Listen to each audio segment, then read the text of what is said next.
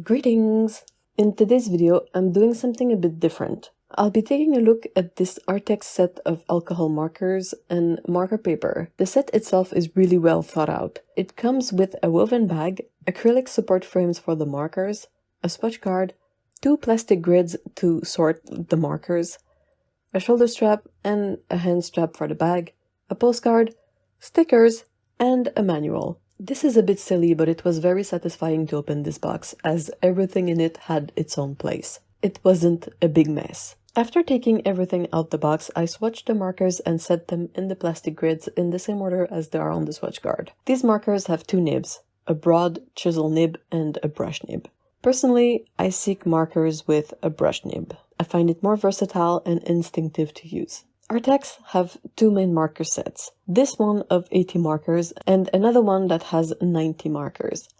Over these 2 sets, only 2 colors can be found in both, the black and the colorless blender. This is something that I thought was really clever, as it makes for a way to upgrade to more colors if the first set works out well for you. Also, I've asked the folks at Artex and they told me that it's in their long-term plans to make replacement nibs and ink refills for the markers. For now though, if a marker dries out, you can either keep it until the refills come out or refill it with a matching alcohol ink from another range of markers or recycle the marker. I opted for this set because I love that it has more bright colors in it. The 90 color set is also very nice, but it has a lot more neutral colors in it. I will get this second set eventually, but for a start, the 80 color set will work well for me. Also, I love that it comes with a woven bag. It fits the plastic grids well and make for a really handy way of storing the markers. Overall, this is a great set and I'm appreciating all the extras that came with it. The marker paper has the feel I associate with marker papers. It's relatively thin and super smooth. The ink from the markers lays down smoothly on it and it completely ghosts through the paper, but it doesn't transfer at all to the page underneath. The pad itself looks great. I wanted to do 2 main exploration test drawings with these markers. One with minimal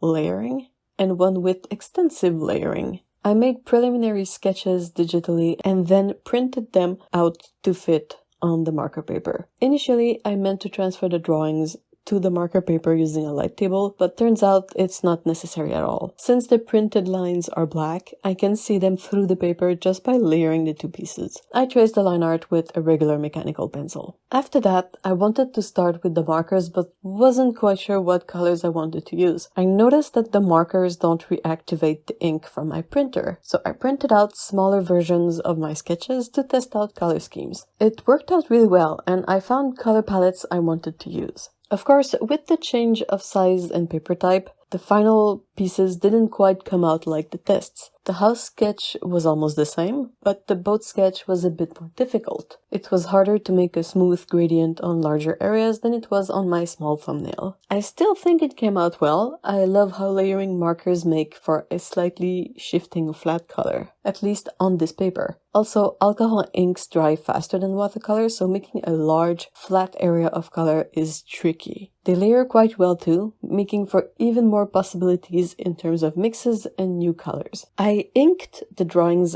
afterwards with fineliner pens, once the alcohol ink was dry. There are plenty of pens with marker-safe inks, but I still prefer to ink afterwards. The ink from the marker can bleed out a little, so staying within lines requires more care and control than I'm used to. As these are alcohol markers, they smell of rubbing alcohol when using them. When the ink is dry, it doesn't have any smell anymore. Their rounded triangular shape make them roll a bit less than perfectly round marker, but if you give them a good swing, they will roll off the table for sure. One thing of note is that the actual color of the ink doesn't always match the color on the cap. This is why the swatch card is so important, as it's much more reliable. Overall, I had so much fun using these markers. I will definitely use them again, and soon. I was working with them and my partner saw what I was doing, and it was enough to make him want to use the markers too. The color range is great and the 2 ends are very useful. Also,